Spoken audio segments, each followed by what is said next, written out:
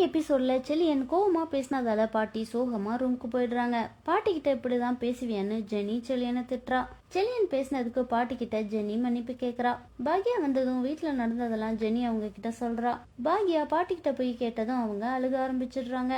உன் மாமா நம்மளை விட்டு போயிருக்க கூடாது, அவரு இருந்து நான் போயிருக்கணும்னு சொல்லி அழுகுறாங்க. செல்லியன் சின்ன பையன் தெரியாம பேசிட்டான், இனிமே அப்படி பேசாம நான் பாத்துக்கிறேன்னு பாக்யா சொல்றாங்க. அப்புறம் பாக்யா செல்லியனை பார்க்க ரூமுக்கு வராங்க. நீ முன்ன மாதிரி இல்ல, நிறைய மாறிட்ட. பாட்டி கிட்ட நீ கோவமா பேசினதே இல்ல, உனக்கு என்னதான் பிரச்சனை சொல்லுன்னு கேக்குறாங்க.